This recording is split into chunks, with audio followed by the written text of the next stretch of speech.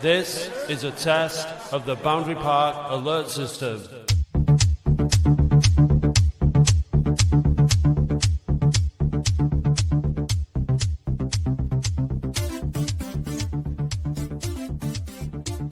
Hello and welcome to another action-packed box-to-box edition of the Boundary Park alert system. My name is Matt Dean. I'm your central defender. I'm going to dictate the play this morning. Alongside me, I have what could be described as the ankle-biting, first to the tackle, first up to square up to the opposition in the ear of the referee. That's Andy Halliwell in a nutshell. Morning, Andy. Morning, Matthew. Morning. Thank you for that wonderful introduction. That resembled nothing like I played football, but thank you. Go on then. How do you go on? What you describe your on pitch presence then? Well, when I played, I was a very lazy, mercurial, goal hanging striker. Right. Okay. So yeah. Okay. I can see that. I can see that now. Now that you mention it. Yeah. Okay. Right, well, we've got a fan guest on who's been on before, so we don't ask the original questions, but we are going to ask some more sort of up to date, get a slightly more up to date version. So, Andy, can you remember what they are? When was your most recent attended game, fan guest? Well, that was it was very recently, Andy. It was yesterday. It was the fantastic spectacle that was Oldham versus Dagenham and Redbridge Forest. Lovely, excellent. Who is your current favourite player? Well, probably alongside 99.9% of the fan base, my favourite player is God's number 9, Mike Fondop. He was a standout yesterday. He's been a standout for the past 3 seasons. In the words of his Christianity, he's brought light into all our lives over the past 3 years. There's been some pretty low points, haven't there? Particularly in the first season in the National League, and Mike's brought a lot of joy, I think, to Oldham fans. Football supporting experience. You're with the 0.1% of Oldham fans who isn't. So that's Yeah, well, that's one of the things that's marked out this year for me, Matt. It's you've got climate denial, you've got people like Trump who dispute facts such as the Gulf of Mexico, and then you got the Fondop deniers, and it's a pleasure to be with one of them today. Yeah. Well, let's get stuck into that later, because I have views and theories on the way we play. Just for the accommodating. Just for the listeners at home, like on that topic, then Andy started moving in his chair, like his whole body got going. You could just see that. You could see the energy building up, and I've got points on this that I need to make. So that's great. I'm looking forward to that. Let's get through this so we can talk about yesterday. What is your favourite recent Latics related memory? It wasn't a great outcome, but Orient away in the FA Cup was a good day out, and it was. I've been going with my daughter the last 3 years, and that was the first time that she kind of really saw a big Oldham away following a big event. So Orient away. Yeah, and you were with her yesterday because we saw each other. Yeah, that's right. Yeah, she's a really solid fan. That's good. And then tell us something else about yourself that you didn't tell us last time that we possibly don't know, if you've got something. Oh, crikey. So, this is a bit of a memory. I'll try and get through it. One of my first games at Boundary Park was Oldham against Newcastle when they came with Kevin Keegan and Terry McDermott in the side. And it was just a massive event. Keegan playing for Newcastle in the second division. For kind of younger listeners, it's kind of akin really to, I guess, like Jude Bellingham going back to Birmingham City and playing in the Championship. And Keegan was just a massive football hero. He'd been England's number 9 European Footballer of the Year and all that. So going to see that with my mate Simon, his dad and granddad took us there. That was a special occasion. But after the game, in the car park, this Newcastle yob battered me around the head and nicked my scarf and hat. very brave of him taking on this bookish 11 or 12-year-old. And I was terrified that Simon's dad and granddad were going to get embroiled with these thugs. I shouldn't have worried because this, kind of mild-mannered pharmacist and this pensioner just grabbed hold of this lad and got the hat and scarf. And I always remember the look on that lad's face, the surprise on his face as these two staunch Oldham fellas sorted him out and got our colours back. So that's a very fond memory from a long time ago. Well, maybe we can talk about fan behaviour later, Matt. Oh, it's definitely on the agenda. It's definitely on the agenda.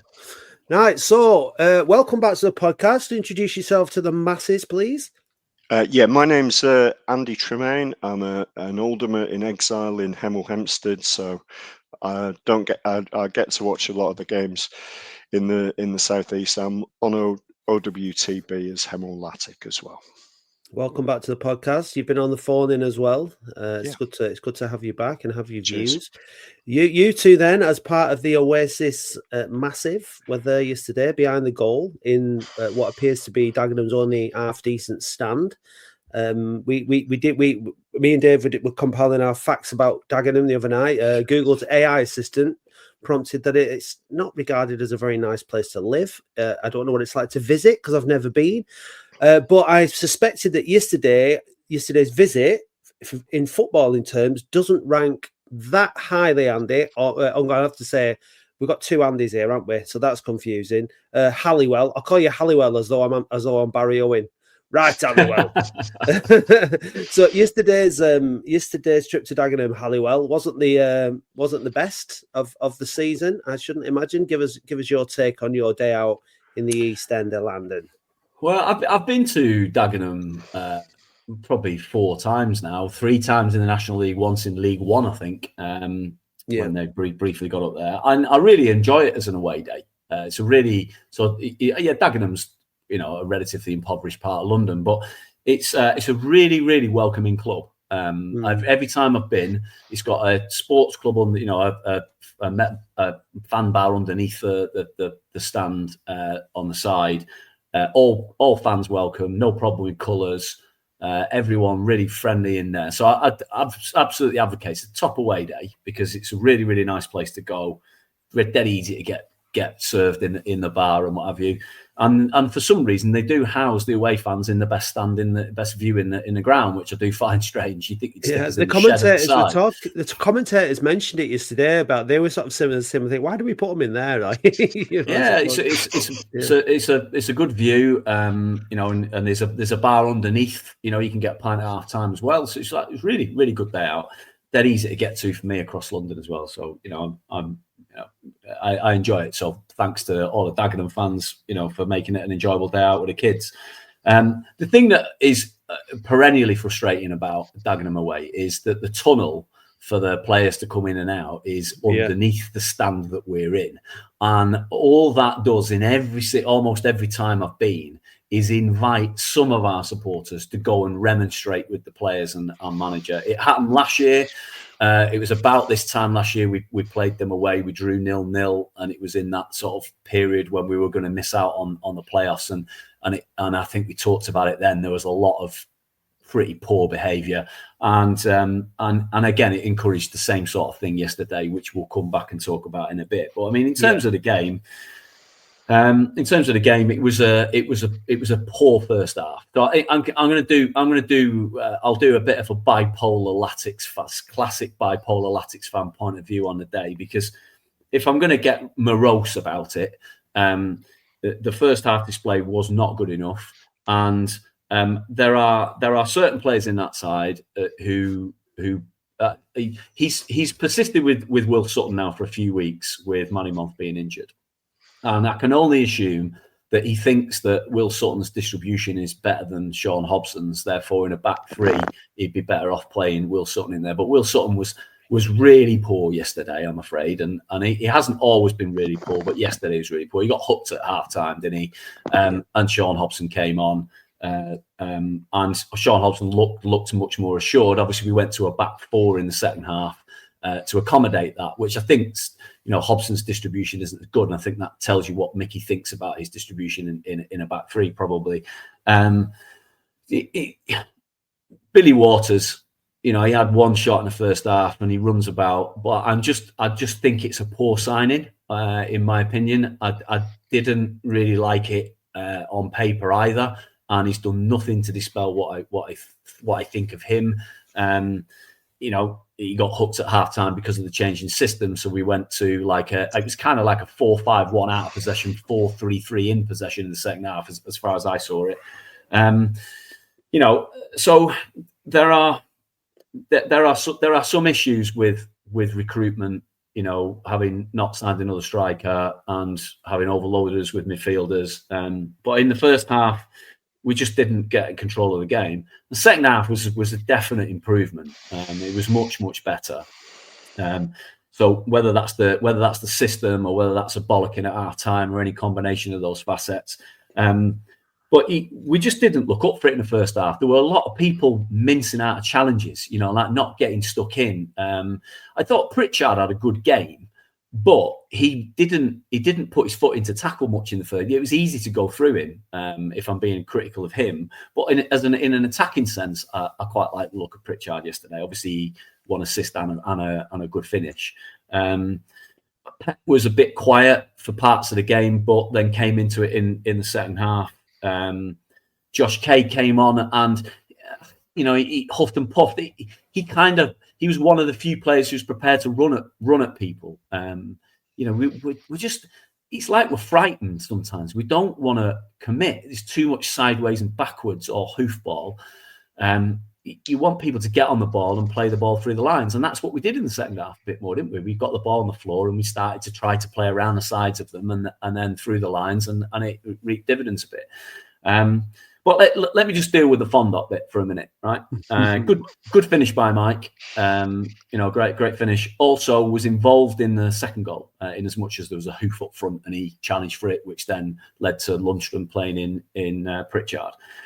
The problem with having Mike Fondop in the team is all it encourages is more hoofball, and also he battled hard and he put himself about, but he's relatively immobile in as much as he occupies a central space and doesn't really move away from that central space, and so he just gets into an arm wrestle with the centre half that he's playing against, and they just don't leave each other. They might as well have had a cuddle for most of the game because there was no real movement. And because there's no movement, when the midfield get the ball and they're looking to play it through the lines and down the channels, there's just everyone's static in front of them, and so it encourages a long hoofball to Mike, and it just creates even more an unpretty sort of it doesn't encourage a good footballing performance for me. And so you can't knock Mike Fondop. 15 goals this season. He may well squeeze his way to 20 by the end of the season. But in the last few games, he's been largely anonymous. So he had a couple of games where he scored a couple of goals. But they were scratchy performances. Yesterday it wasn't a great performance. He did okay, but I just don't think that. And I've said it before. We read them out last week. Teams that go up out of this league have got better strikers than Mike Fondop, and we haven't got better strikers than Mike Fondop. Mike Fondop is our best striker, and that's the problem for me. Is we need better up front. I've been observing Andy T. As much as I was assessing your body language, Andy, earlier on when you were hopping around in your chair waiting to speak. Andy T's been pulling some faces. So go on, Andy T. Give us your response to Andy's assessment of the game and of Fondop. I mean, in terms of the game, it was a classic game of two halves. We were absolutely dreadful in the first half. I was really disappointed.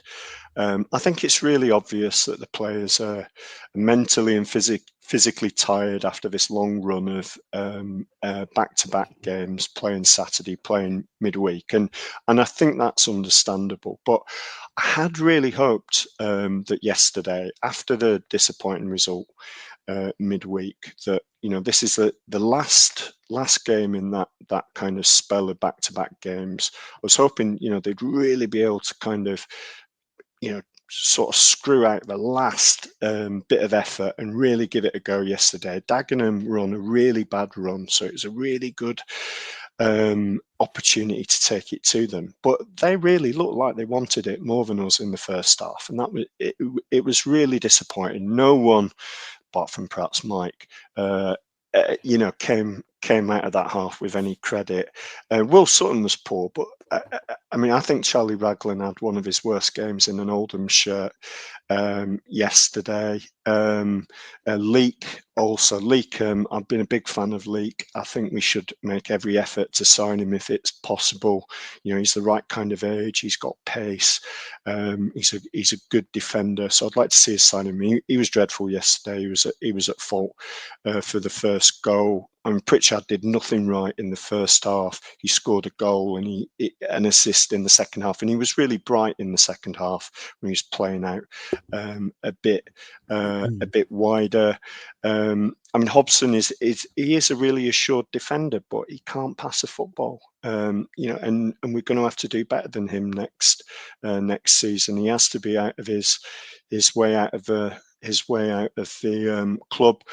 I thought Josh Kay had one of his better games for Oldham when he came on. He got into a right battle with Dagenham's massive right wing back, but he didn't shy away from that. He took him on and he got involved in a physical battle.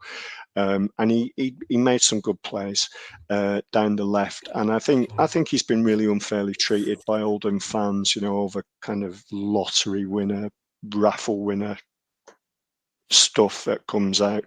It's unfair, he's not had a proper run in the side, and I think we probably underestimate how difficult it is coming in and coming out of the side. But in terms of Mike Fondop, I don't think Fondop's the cause of those ills, Andy. I think, and you're right. We didn't go into the season thinking that Mike Fondop would be our best striker, and it isn't.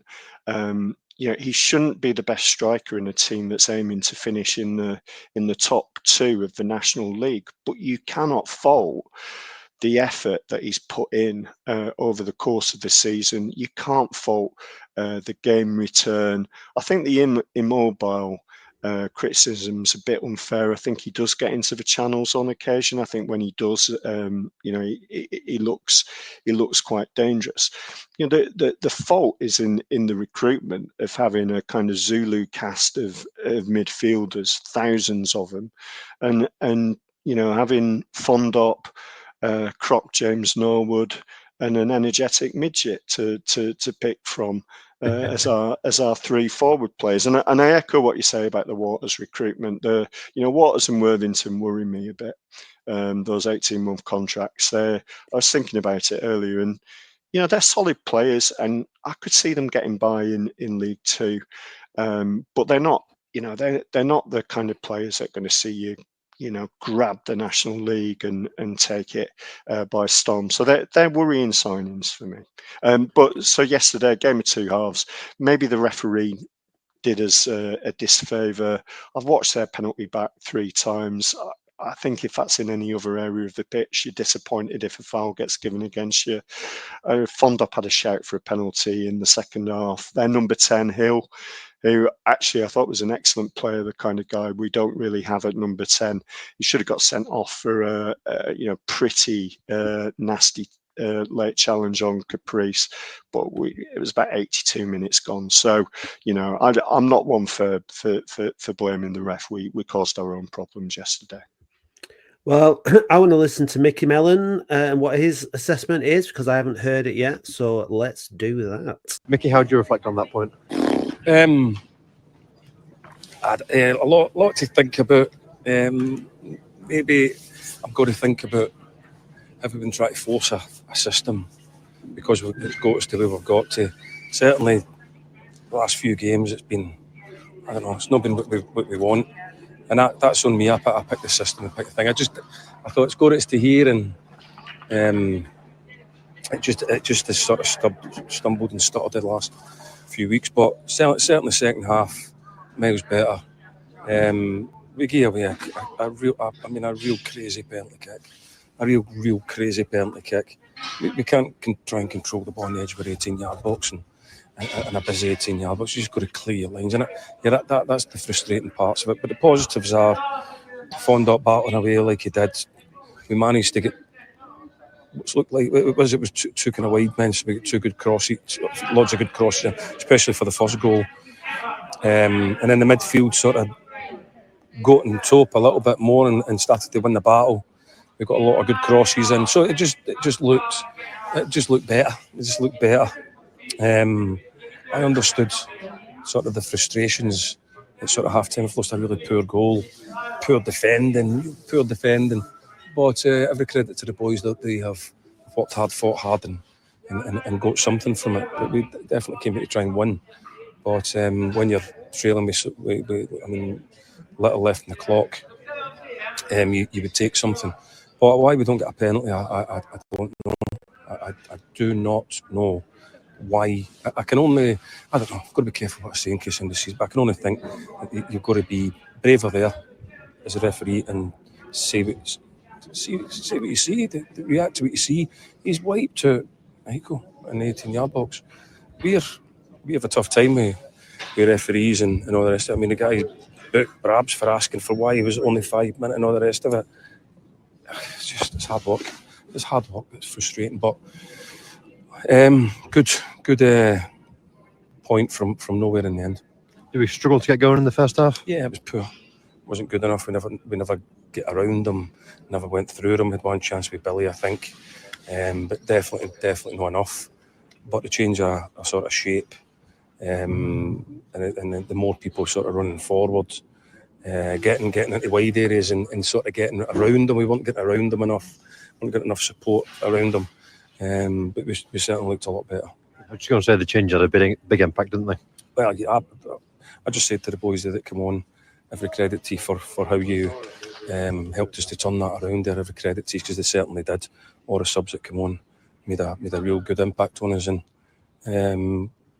helped us to get something from the game. Joe Pritchard, a fine cross for the first and a cool header when we needed it at the end. He's a really, really good player.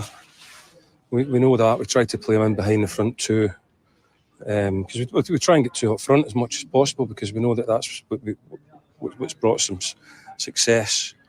But it wasn't working. Nor was the 3 centre backs. We weren't getting enough out of that either.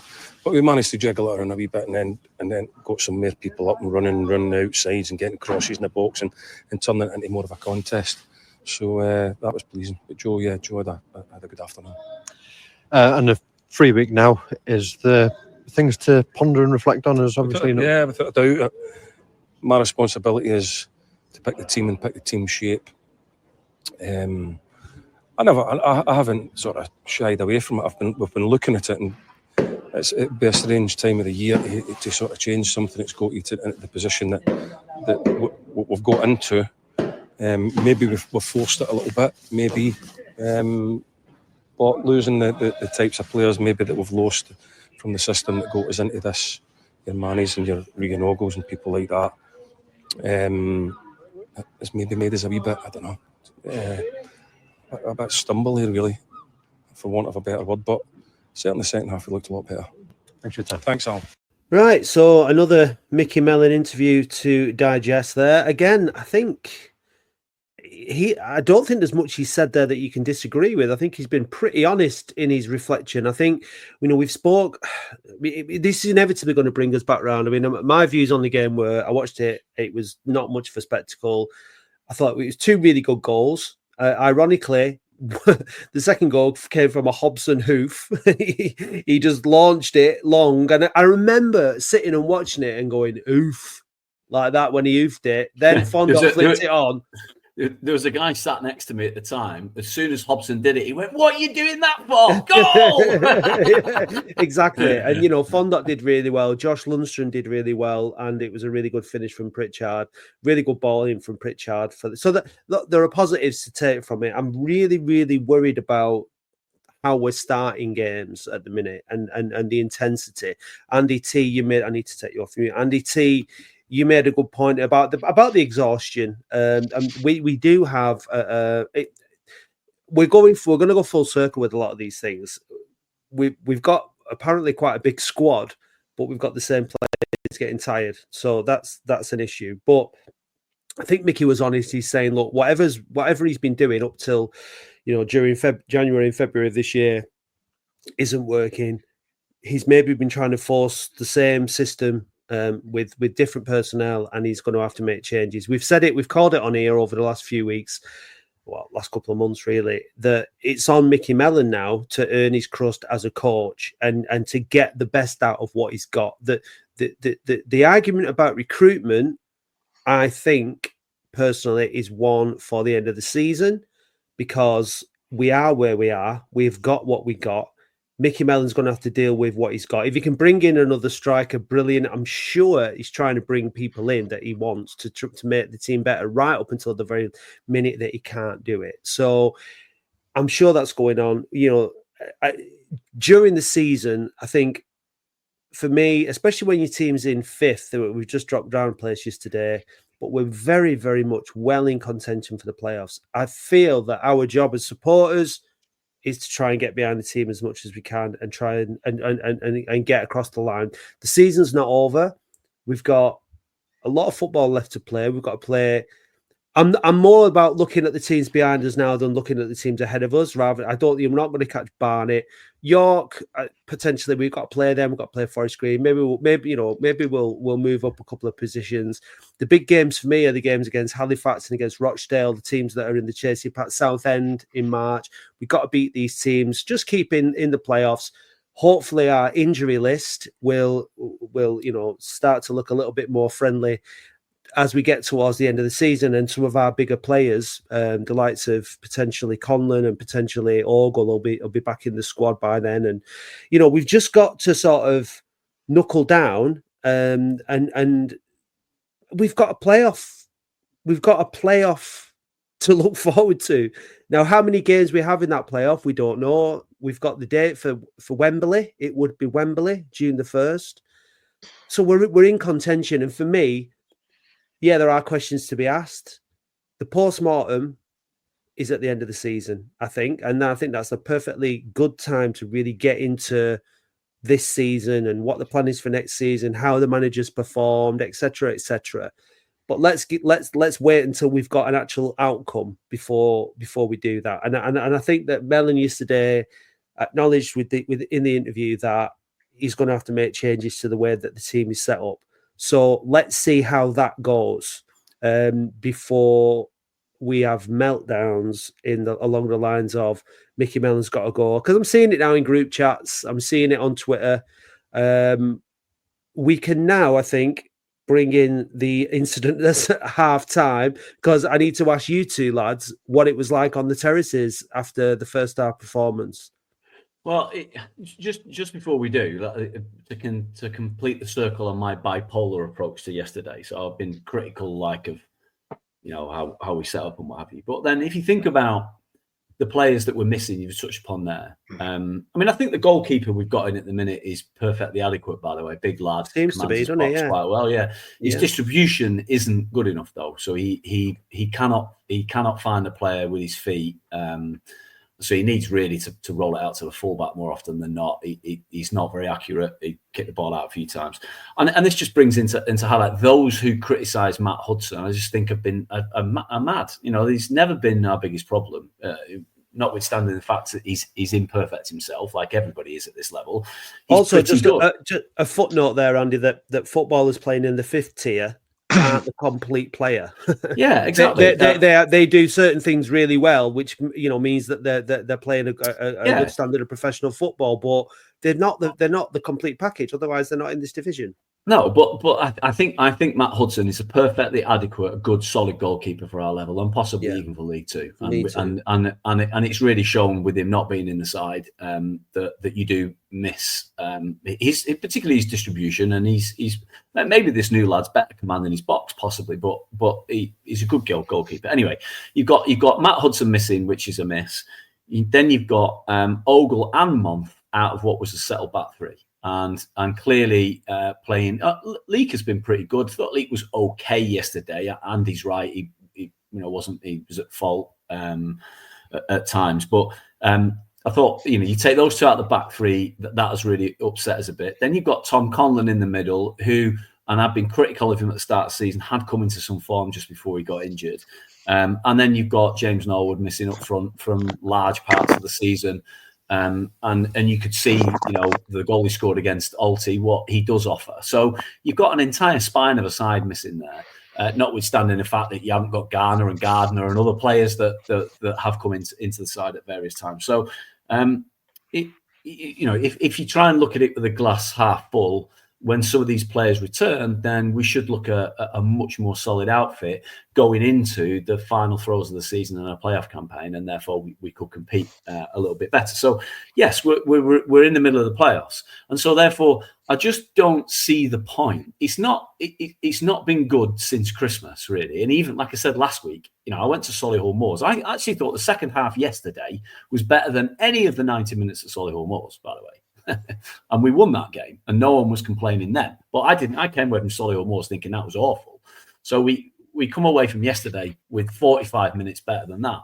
So I don't see the point in kicking off. Like it just doesn't seem to serve any purpose. And like I said, the problem with Dagenham with the tunnel being in our stand is it just encourages people to go down. Now there were a handful of people down the front there. There are a couple of pretty well-known Latics fans that travel home and away who've been quite vocal and said who it is. So we all know who it is. And I know some of these chaps personally and like them. They're good lads. So I'm not anti them particularly. I just think it's stupid behaviour. And so therefore, no matter what was or was not said, your presence at the tunnel is enough of an aggressive move, just being present and flailing your arms around and what have you. It's not going to do any good. And so therefore, Micky's responded to that. And that's where you get to. Some people say, well, it got the reaction. Well, you think that your behaviour made them perform better than you? I don't think so. They're professionals. They've sorted it out themselves. That has nothing to do with you spewing, vitriol from the sideline. So I just think it's daft behaviour, and when we need to really try and stick together, that's probably not wise. I am also aware, though I have witnessed it with my own eyes, that somebody remonstrated with Darren Royal after the game in front of Darren Royal's kids, which I think is utterly moronic behaviour. If you're a middle-aged gentleman doing that, then you really need to have a good look in the mirror this morning and think about whether an apology it should be forthcoming, because I just don't see the point in it. We've talked before about when we had a fan guest on recently about recruitment. Darren Royal's not recruiting these players. That is down to Micky Mellon and the coaching staff. He's the chief exec who runs the business. The business also includes the Oldham Event Centre and the gym and every other part of the club, which is trying to thrive at present. So let's not be utterly ridiculous. We're in the playoffs.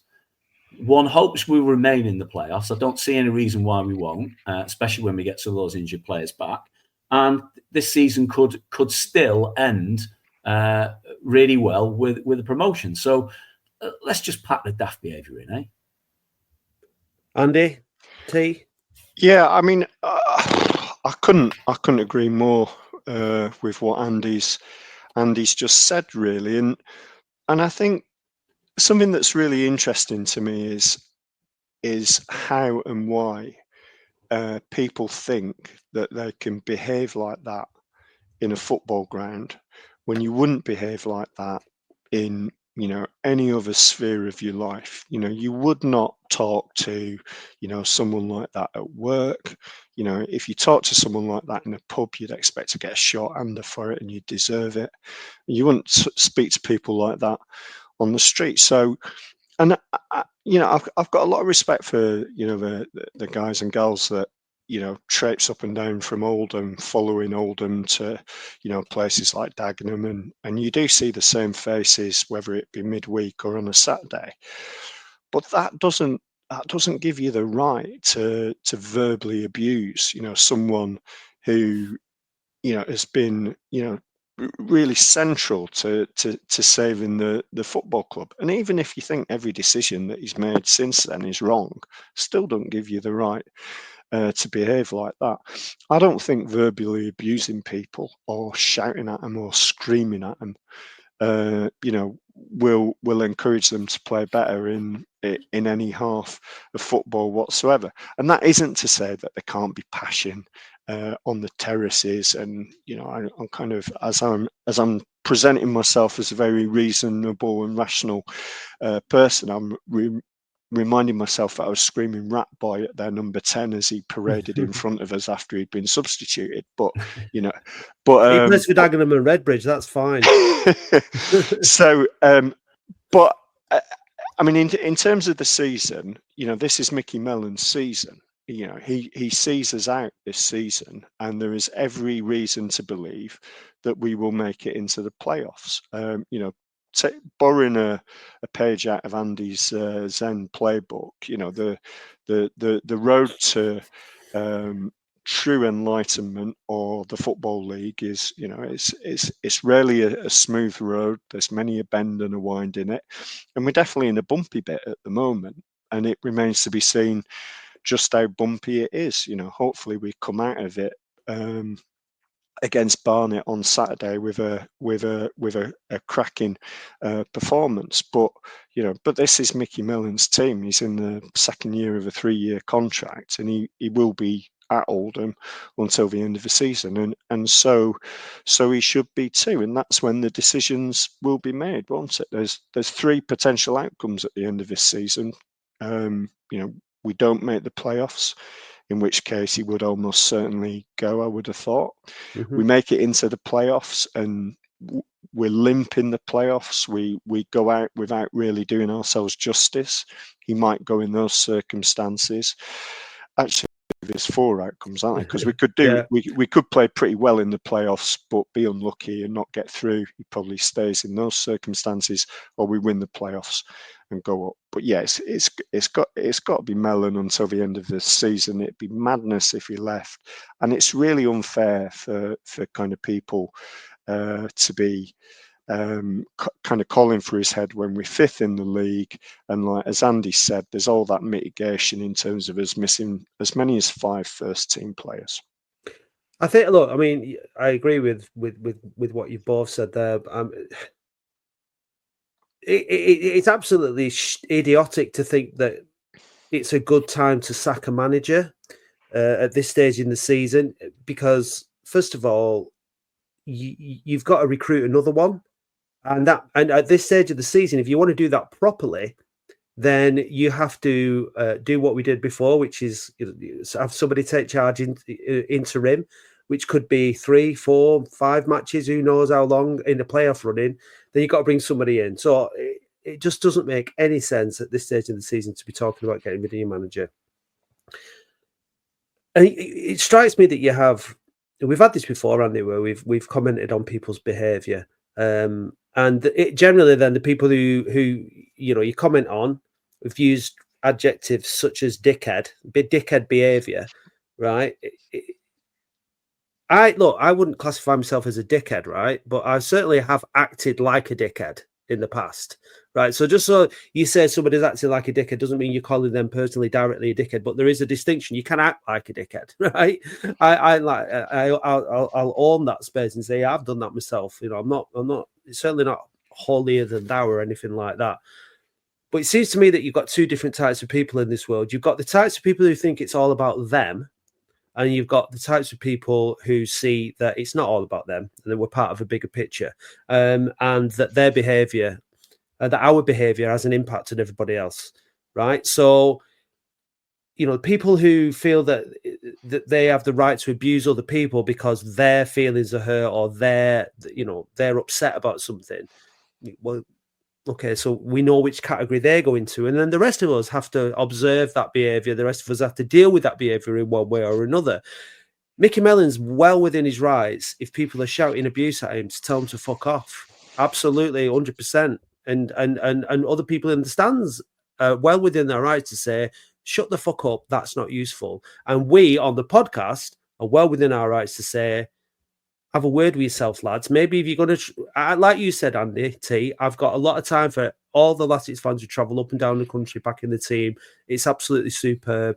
I can't do it every week. Not a lot of people can do it every week, but people make that commitment and they do it, and they organise themselves and they have a good time and they go out. But if you can't hold your beer and you can't drink without it making you act like a dickhead from time to time, then you need to have a look at yourself and say, right, well, maybe this behaviour isn't really conducive to the bigger picture. Now, you're free to do what you want. You can live your life however you like. You can do whatever you want. But if you're going to call out Micky Mellon and his players, expect to be on the receiving end of other people calling you out. And that's what we're going to do on this podcast. I don't think it's conducive to the situation that we're in. We need to get out. We need to all be playing together. And the home atmosphere isn't great.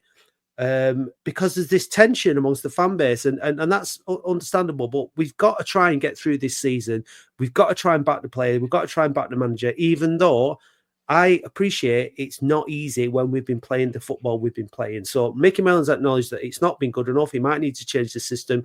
We've got Barnet at home next week. We all need to try and sort of clean the slate and go into that game and hopefully put in a performance. And take at least, take a point, maybe even beat Barnet. It wouldn't surprise any of us to have lost at home to Maidenhead, drawn away at Dagenham, and then go and beat Barnet. It just that'd be typical Latics. So there's, I'm the same as you, Andy. I know these lads, all perfectly reasonable human beings when they're sober. I suggest that maybe after getting on it from first thing in the morning to by the time it comes around to 3:45 at half time. Probably not behaving in a way that they would normally behave. And it bothers me. The incident that you talked about with Darren Royal, all I can say is that whoever it was, he's lucky that Darren didn't just pile drive him 3 feet into the ground. He's an absolute giant of a man. Be respectful to people. It's all about respect. You've got to treat people with respect. And if you don't, you're not going to be treated with respect yourself. And also it undermines any actual credible points that you've got because, rational people, decent people will look at you and think you're just a knob. So it's actually counterproductive. So, yeah, I'm very disappointed that at this stage in the season and where they are as a club that people are behaving like that. It is daft because, you're in a position whereby we've got good ownership and good structure at the company, at the limited company. And yes, everything's taking longer than people want. That's just life. Yeah. And so you've got to understand the extenuating circumstances. Yes, there, like you said, there is a credible debate to be had about the focus of recruitment on post 30-year-old players, and that for me is definitely a valid point to debate, because that partly is why potentially we've got a long injury list, because we're signing injured player. We talked about Corey Evans as well. Yeah, a lack of pace, and a lack of pace, a lack of youth, and all that sort of stuff. I'm completely. We need to get to that at some point, and after we've seen what Micky Mellon can achieve this season, because the outcome. Because everybody who was anti Unsworth wanted a Micky Mellon. They've got a Micky Mellon, so let's see that through. I've got a suggestion just to slightly lighten or change the mood. Just looking at the time we've spent talking about this particular podcast, I've actually clipped 6 minutes of an interview that was done on the Overlap podcast, which is Gary Neville's podcast with Roy Keane, where they interviewed Dennis Irwin recently, and I clipped 6 minutes related to Latics, which just reminds you of the good and better times, and what could well be around the corner if people just think about the direction that the club's on, which we could drop in now, Matt. Yeah, we could, but you know what? I think I'd rather focus on where we're at and where we're going. And I don't want Gary Neville coming after us for nicking the podcast either. He isn't going to do that. We've called it out. You could. Yeah. It's up to you. It's in the folder. Yeah. No. I think no. I don't. You know what? Part of me. I'm a little bit sick of all the nostalgia. Me personally, I'm a bit sick of it's Valentine's Day again. Yeah, I know. it just depresses me even more than anything. To be honest with you, it's like, yeah, it's a long time ago, and it makes me feel old, and it makes the success that we've had, and it was very, very limited, wasn't it? You know, one trophy, one promotion, and then it was just a load of really valiant seasons where we nearly where we nearly did things, where we nearly got to the FA Cup final. You know what I mean? Where we valiantly stayed in the Premier League only to get relegated the season after, and things like that. So it is nice, and I think do you know whereabouts in that podcast it is, Andy? Maybe we can encourage people to go and actually listen to it. On the overlap. It's pretty much at the start, because it's an interview with Dennis Irwin, and it's so you can listen to Dennis Irwin, then you can turn Gary Neville off. I don't mind Roy Keane. Quite like Roy Keane. I mean, this is a really important point, isn't it, in terms of our journey through the National League. You know, we've got this last quarter of this season, haven't we, which you'd hope we'll see us go into the playoffs, and it's difficult, it's impossible, isn't it, to predict how playoffs are going to work out. But you know, if we work on the premise that unfortunately we'll most likely still be in the National League next season, you know, next season is the real biggie, isn't it? Because whether it's Micky Mellon or another manager, they're pretty much going to have free reign to put together the squad that they want. We've only got 7 or 8 players under contract, I think, for next season. So next season, you know, there's no hangovers from the Unsworth regime. You know, we're going to see loads of players exit the club most likely, and it's going to be a clean slate. So there is going to be a big decision as to whether you want that man to be Micky Mellon or whether you want it to be someone else. And you both alluded to, you know, that it is probably a bit of a concern that Micky Mellon's recruitment strategy seems to be League One veterans. You know, we do lack pace and power in that squad. You know, I was watching Dagenham yesterday, and 2 or 3 of their players really stood out for me. Their left wing back was excellent, really pacey, decent in the air, 21 years old, looks like he's got a high ceiling. Their number 10 had you know, creativity that we don't have in the middle of our team, and it disappoints me that we haven't picked more players from the National Leagues, both National League North and National League South. And the one thing that's really disappointed me about the club since the Rothwells took over, probably the only thing, because I think most things have been absolutely bob on, is the lack of a process both times that we've appointed a manager. When David Unsworth was appointed, I think it was pretty much done on a mates basis, and you know, fair enough, he had qualifications, but it turned out to be a pretty poor appointment. And similarly, when Mellon was appointed, there was no process. You know, we didn't go out to advert. There wasn't a shortlist. There weren't a whole raft of people interviewed.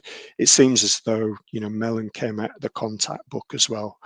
So when they finally do get round to replacing Mellon, I really hope that they go through a proper process and see what kind of managerial talent there is out there. Because, you know, the accusation thrown at Mellon, I heard it on the terraces yesterday, is that he's a dinosaur.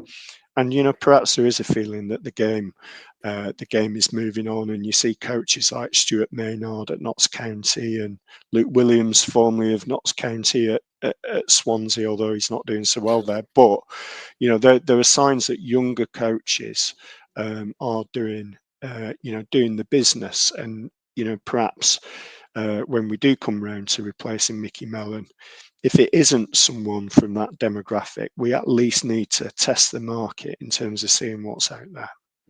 It's a really difficult thing, though, isn't it? Because everybody wants a hungry young manager that will take you, you know, through over a period of stay with the club for a period of time, but then they get poached as well by bigger clubs if they have a good season, or so it's a difficult one for the club to do. I agree. I think I agree with what you've said, Andy. I think I agree with how it feels like in that process. Again, though, it's all for the post-mortem, innit? Because I think if we're in League Two, that choice becomes easier in terms of the manager, because not the choice that everything becomes easier because we've got more money to spend. We've got an academy again. You can start planning properly for the future. So the decision making that's going on, I think, with the exception of let's forget about Unsworth. With Micky Mellon, it was a case of this guy's been there and done it, and we need to get out of this division ASAP. So, for the reasons I've just mentioned, I'm not entirely sure that it's entirely fair to say that there wasn't any process in the recruitment of Mellon. What was the process, Andy? Well, I don't think you need to. I don't think you need to put an advert in the Guardian in order to encourage people to apply. I think once you've stacked a manager, people know that there's a job to apply for, and I think there were plenty of people contacting the club saying that they wanted to be interviewed, and I think there was an interview process that took place. I think they didn't just meet Micky Mellon. I think they did speak to other potential candidates as well. So I don't think it was quite the same. I think you're right in your summation of Unsworth was picked specifically. I don't think that was the case with Mellon, although that they may well have decided that they wanted to go with somebody with his CV and approached him. I think he said he was approached, but I think they talked to other managers as well at the same time, and there were more people in the board who were involved in the recruitment. So it wasn't just a royal appointment in inverted commas the second time around. So I'm not sure it's entirely fair to say that, but I mean. The point you're making is still valid in some respects. The other point to make is I don't think we are in the business of sacking a manager with a year left on his contract when you've got all of his backroom staff to pay off as well. Because bear in mind, every single part of that backroom staff has been remodelled this season in Mellon's image, from goalkeeping coach to fitness coach to physiotherapist, assistant manager, head of recruitment. The whole montage is Micky Mellon's choices. So if you sack Micky Mellon, you probably have to sack them all. And that's going to cost you a lot of money, probably even with just maybe 12 months contract to pay, or a lot of money that the club probably doesn't have. I'm led to believe in the attempt by the National League to get the Football League to agree to 3 up, 3 down. Obviously, it's like getting turkeys to vote for Christmas in part. But I believe that there are going to have to be more cost controls imposed on National League clubs before the Football League clubs will agree to it. Because what happens in the National League is you're not under the same restrictions as you are financially. And so you get this is as the Football League clubs would look at it, at least. You get this anomaly where a Stockport or a Wrexham can literally overspend and then fly straight through League Two in a season or two because they have had a financial advantage before coming into the league from the league below. So I believe part and parcel of the EFL's negotiations with the National League is that the National League comes under the same cost controls. So you're going to be in a position whereby National League clubs are only going to be able to spend a certain amount of their income on recruitment and players going forward. So sacking your manager and your backroom staff potentially eats into that budget by a significant number. So yeah, we'd all rather spend that money on players next season, wouldn't we? And that's the issue. Andy, you're right. If you get rid of all these people, you've got to pay them off. You've got to rebuild again. Wouldn't it be nice to give somebody time? And still in football, people think that Micky Mellon is just about almost in a few months' time to be the first Latics manager to manage for an entire season. Because he didn't do that last season. We had 3 managers last season. Was it 3 or 4? If you count with Sheridan, Unsworth. Oh no, that was not on the season before, wasn't it? But Unsworth, Thompson, and Mellon last season.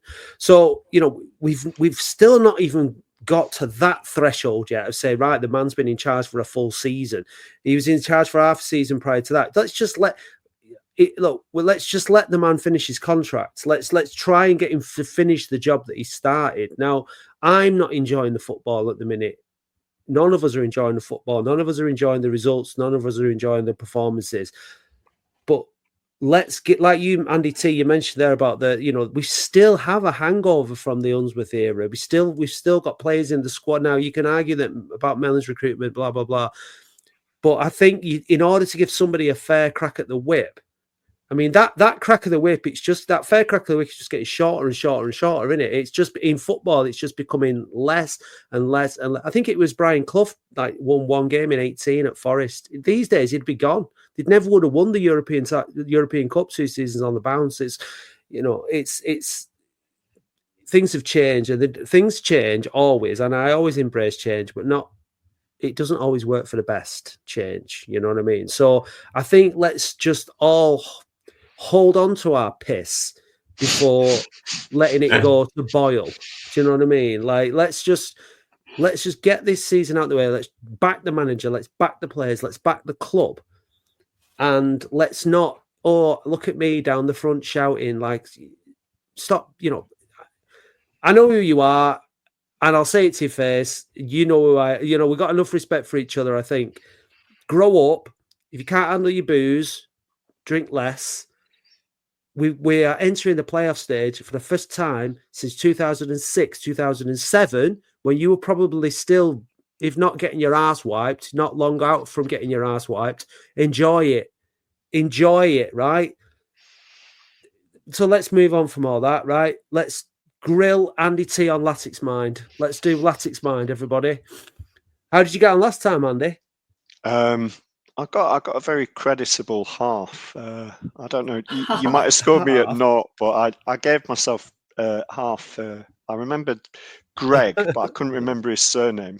So I will never forget the name of Greg Fleming, our fairly kind of average goalkeeper from many years ago. Right. Well, it seems that doesn't augur well, does it? You can't do much worse then, can you, really? Hopefully you'll get some questions from bang in the middle of your era. That's what you need. Here we go. Good luck.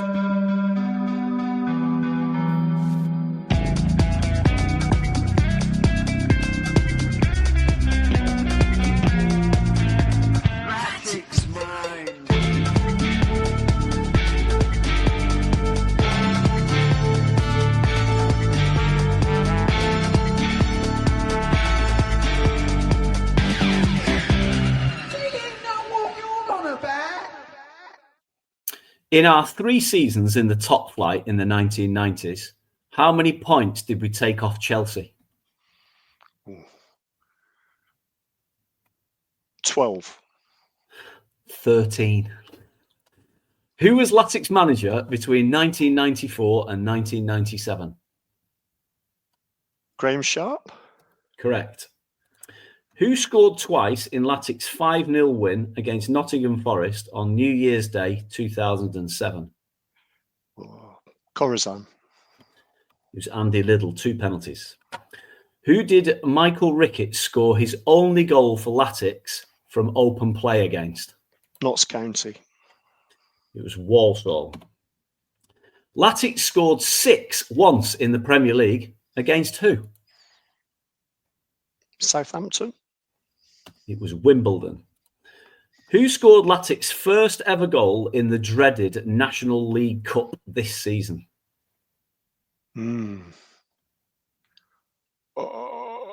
Joe Garner. It was Alex Reed. Who was Latics' kit manufacturer between 1987 and 1996? Umbro. Correct. Which striker did Latics sell to Leicester City in 1979? Alan Young. Correct. Who scored Latics' last league goal at Turf Moor? Brennan. Mark Brennan. No, it was Sean McCarthy. Latics conceded 6 once in their 3-year spell in the top flight. Against who? Liverpool. It was Manchester United. Which Latics manager has also managed Dundee United and Shrewsbury Town? It's Micky Mellon, isn't it? Correct. Oh. Now that is a very, very creditable 4. It was 5, wasn't it? 1, 2, 3, 4. Did you get 4? Yeah, 4. He got Graham Sharp. He got Umbro. Alan Young. Brilliant. That superb. You should get 2 for that. Alan Young and Micky Mellon. Yeah. Right. I'm dead happy with that. Yeah, that's good. Yeah, there was some pretty good questions in there, wasn't there? Pretty good questions in there. I got the Wimbledon one and I got the Man United one. So I was quite pleased with that. I got another one as well. I got 3 or 4 myself. So yeah, I'm sure there's some big scores out there today. I didn't get Alan Young though, Andy. Well done on that. Well, there you go. It's one of the few times in life, Matt, you can be happy about being 54 years old. You remember that Oldham sold Alan Young to Leicester for, it was quite a big fee actually, wasn't it? About 200 grand or something like that back then. Before our time, I'm afraid. That'd be big money back then, though. Yeah, I think it was money. 6 figures. Right. Yeah. Wow. Well, maybe one day soon we'll sell somebody to somebody for big money, and that'll help reduce the burden on the Rothwell family. But until that time, we've certainly not really got anyone in the squad now that's going to go for big money, have we? I can't wait to do the squad pod this year, Andy, because I'm so confused about who's staying, who's going, who's contracts and all that kind of stuff. So there's a lot of players. I mean, you talked before about the likes of Worthington and Waters. I mean, you always inherit sort of what you would describe as squad players, don't you? And then you ideally you sign in the summer and make improvements. So it's we've got a lot to look forward to, haven't we? Whatever happens. Surely, like this season is better than last season. Like people are saying like the football's not great, and there's potentially a legitimate argument for the amount of season tickets we'll sell next season if Micky Mellon stays. That's a factor because the football hasn't been great. I think it's really important between now and the end of the season for Micky Mellon, for the club, that the football improves, that the standard of football improves, the performances improve. I think how we finish the season will certainly have an impact on next season. I think the board will be looking at it commercially.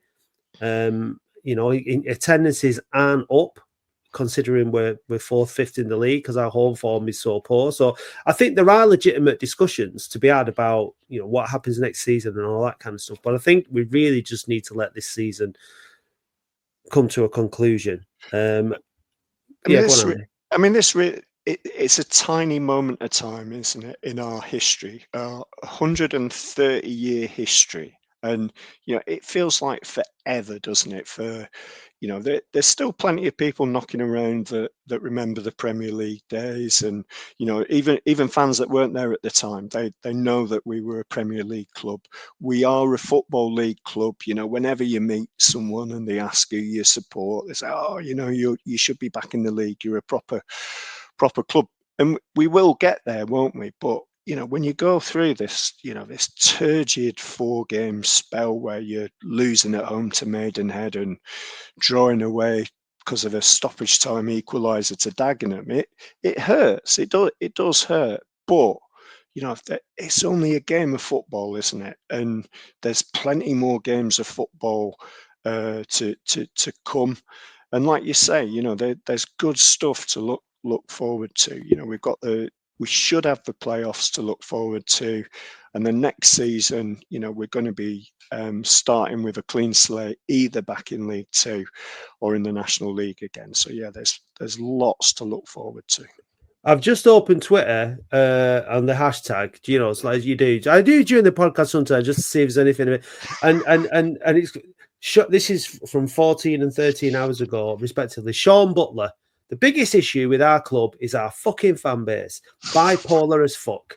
Then Ryan Hamer is the comment that shows up on here. Nah, biggest problem is we don't win enough games. So I just thought that was really, really quite apt that it opened up there. But yeah, I mean, I don't know. I think if we can all just try and stick together to the end of this season, berating each other, shouting at each other, calling each other out, it doesn't help. And if I've offended anybody on this podcast, I'm not going to apologize, just in case you thought I wasn't about to apologize. Haha. No, but look, I don't want to be calling other fans out. I don't want to hear each other calling each other out. We need to all stick together. We could get promoted this season. Remember that.